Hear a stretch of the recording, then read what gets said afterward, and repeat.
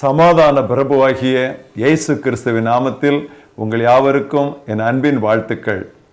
இந்த நாள் தியானத்தின் தலைப்பு யெகோவா ஷாலோம், யெகோவா ரா, ஜெகோவா ஷாலோம், ஜெகோவா ரா.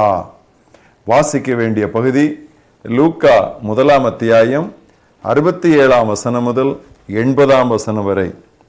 அவனுடைய தகப்பனாகிய சகரியா பரிசுத்தாவியினாலே நிரப்பப்பட்டு தீர்க்க தரிசனமாக, இஸ்ரவேலின் தேவனாகிய கர்த்தருக்கு ஸ்தோத்திரம் உண்டாவதாக, அவர் நம்முடைய பிதாக்களுக்கு வாக்குத்தத்தம் பண்ணின இரக்கத்தை செய்வதற்கும் தம்முடைய பரிசுத்த உடன்படிக்கையை நினைத்தருளி உங்கள் சத்துருக்களின் கைகளில் நின்று நீங்கள் விடுதலையாக்கப்பட்டு உயிரோடு இருக்கும் நாளெல்லாம் பயமில்லாமல் எனக்கு முன்பாக பரிசுத்தத்தோடும் நீதியோடும் எனக்கு ஊழியம் செய்ய கட்டளையிடுவேன் என்று அவர் நம்முடைய பிதாவாகிய ஆபிரகாமுக்கு இட்ட ஆணையை நிறைவேற்றுவதற்கும் ஆதிமுதற் கொண்டிருந்த தம்முடைய பரிசுத்த தீர்க்கதரிசிகளின் வாக்கினால் தாம் சொன்னபடியே தமது ஜனத்தை சந்தித்து மீட்டுக்கொண்டு நம்முடைய சத்துருக்களினின்றும் நம்மை பகைக்கிற யாவருடைய கைகளினின்றும் நம்மை ரட்சிக்கும்படிக்கும் தம்முடைய தாசனாகிய தாவீதின் வம்சத்திலே நமக்கு இரட்சணிய கொம்பை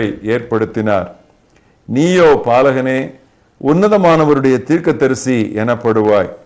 நீ கர்த்தருக்கு வழிகளை ஆயத்தம் பண்ணவும் நம்முடைய தேவனுடைய உருக்கமான இரக்கத்தினாலே அவருடைய ஜனத்துக்கு பாவ மன்னிப்பாகிய ரட்சிப்பை தெரியப்படுத்தவும் அவருக்கு முன்னாக நடந்து போவாய். அந்தகாரத்திலும் மரண இருளிலும் உட்கார்ந்திருக்கிறவர்களுக்கு வெளிச்சம் தரவும் நம்முடைய கால்களை சமாதானத்தின் வழியிலே நடத்தவும் அந்த இரக்கத்தினாலே உன்னதத்திலிருந்து தோன்றிய அருணோதயம் நம்மை சந்தித்திருக்கிறது என்றான். அந்த பிள்ளை வளர்ந்து ஆவியிலே பலங்கொண்டு இஸ்ரவேலுக்கு தன்னை காண்பிக்கும் வரைக்கும் வனாந்தரங்களிலே இருந்தான்.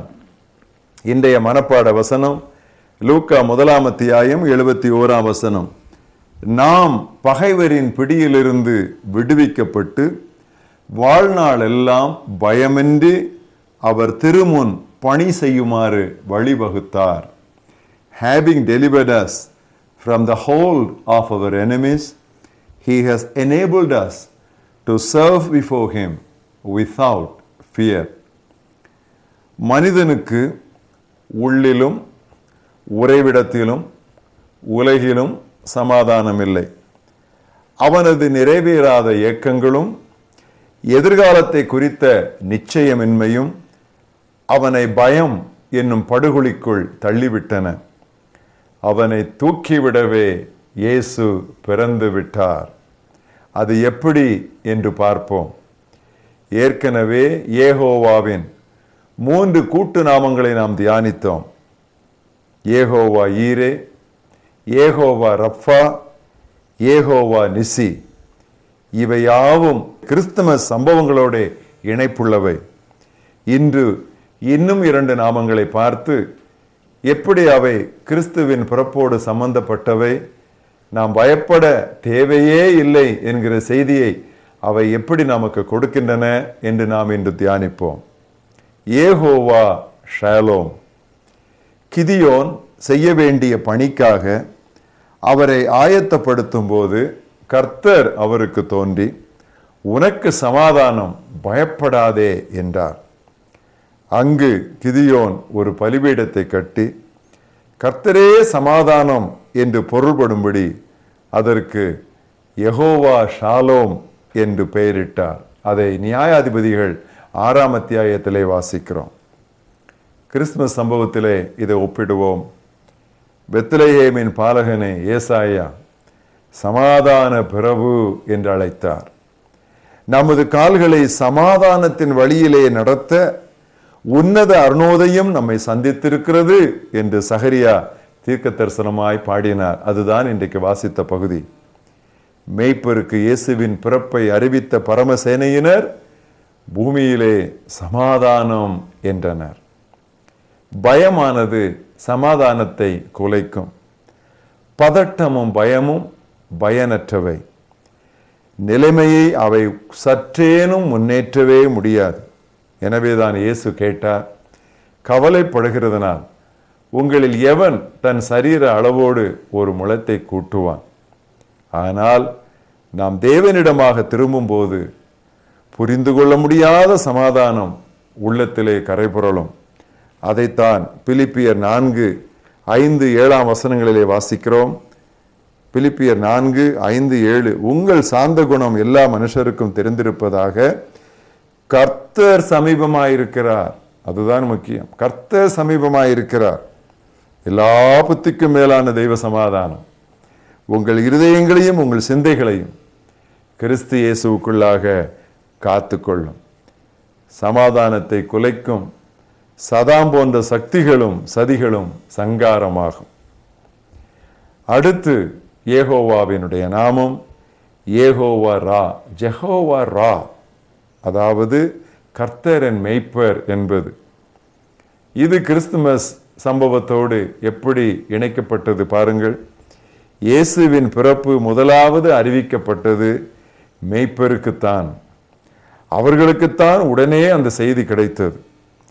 கிறிஸ்து பிறந்த இடத்தை தூதன் எப்படி குறிப்பிட்டான் தெரியுமா? தாவீதின் ஊர் என்று அழைத்தான். தாவீதின் சங்கீதங்கள் அனைத்திலும் கிறிஸ்துவை பிரமாதமாக யாவருக்கும் பிரியமாக சித்தரிப்பது எந்த சங்கீதம்? 23ஆம் சங்கீதம். யெகோவா ரா, கர்த்தரின் மேய்ப்பராய் இருக்கிறார். மேய்ப்பரான இயேசு மிக பொருத்தமாக தமது பூவுலக வாழ்வை அரண்மனையில் அல்ல, புல்லணையில் துவக்கினார். Not in a mansion but in a manger. நான் பொல்லாப்புக்கு பயப்படேன், தேவரீர் என்னோடே கூட இருக்கிறீர் என்று கர்த்தரது மேய்ப்பின் உன்னத ஆசீர்வாதத்தை 23ஆம் சங்கீதம் 4ஆம் வசனத்தில் தாவீது உற்சாகமாய் பாடினார். பயமில்லை, ஏனென்றால் இம்மானுவேல். தனிமை, அன்பு கலந்த ஆலோசனையின்மை, கனிவான தலைமையின்மை, இவைதான் இன்று நமது பெருங்குறைகள். Loneliness, lack of loving guidance and loving leadership. கிறிஸ்துவோடு நமது மேய்ப்பர் என்று நாம் பழகும் போதோ 23ஆம் சங்கீதத்தில் சொல்லப்பட்டுள்ள அத்தனை ஆசிகளும் நமதாகும். நாகும் டேட் என்று 16ஆம் நூற்றாண்டிலே வாழ்ந்தவர் பாமாலையிலே ஒரு அழகான ஒரு பாடலை பாடி வைத்திருக்கிறார். அவர்கள் அச்சம் கொள்ளவும் விண்தூதன் தீகில் ஏன், எல்லாருக்கும் சந்தோஷமாம் நற்செய்தி கூறுவேன். மாவுன்னதத்தில் ஆண்டவா நீர்மேன்மையாடைவி, பூமியில் சமாதானமும் நல்லோர்க்கு ஈகுவி. ஜெகோவா ஷாலோம், உங்களுக்கு சமாதானம் உண்டாவதாக. ஜெகோவா ரா, கர்த்தர் நம்முடைய மேய்ப்பராய் இருக்கிறார். நாம் பகைவரின் பிடியிலிருந்து விடுவிக்கப்பட்டு வாழ்நாளெல்லாம் பயமின்றி அவர் திருமுன் பணி செய்யுமாறு இவ்விதம் வழிவகுத்தார். எங்கள் மகாபெரிய தேவனே, கிறிஸ்து ஜெயந்திக்காக நாங்கள் உமக்கு ஸ்தோத்திரம். கிறிஸ்து எங்களுக்காக மானிடனாக பிறந்திராவிட்டால் பயத்தினாலேயே நாங்கள் அலைக்கழிக்கப்பட்டு எங்கள் வாழ்நாள் முழுவதும் சாகாமல் செத்து கொண்டிருப்போமே. ஆனால் இயேசு கிறிஸ்துவின் பிறப்பு பயத்தை வேரோடே எங்கள் வாழ்க்கையில் இருந்து பிடுங்கி விடுகிறதற்காக நாங்கள் நன்றி சொல்லுகிறோம்.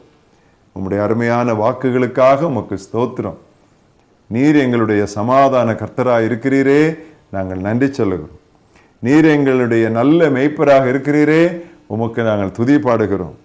இந்த கிறிஸ்துமஸுக்காக நாங்கள் ஆயத்தப்படுகிற இந்த நாட்களிலே இந்த வார்த்தைகள், இந்த சத்தியங்கள் எங்கள் காதுகளில் மட்டுமல்ல, சமாதானம் இல்லாமல், சந்தோஷம் இல்லாமல், நடத்துதல் இல்லாமல், துணை இல்லாமல், தலைமை இல்லாமல் அலசடிப்பட்டு கொண்டிருக்கிற எண்ணிறந்த ஆடுகள் தொழுவத்திற்கு வெளியே உண்டே, அந்த ஆடுகளுக்கெல்லாம் இந்த நல்ல செய்தியை நாங்கள் சொல்லி அவர்களையும் இந்த மந்தைக்குள்ளே நாங்கள் கொண்டு வர தேவரீர் நீர் எங்களுக்கு உதவி செய்ய வேண்டும் என்று நாங்கள் செபிக்கிறோம்.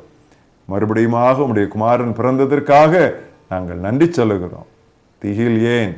வேண்டியதில்லை, தைரியம் கொள்ளுவோம். உம்மையே துதிக்கிறோம், போற்றுகிறோம். இயேசு கிறிஸ்துவின் நாமத்தில் பிதாவே, ஆமென்.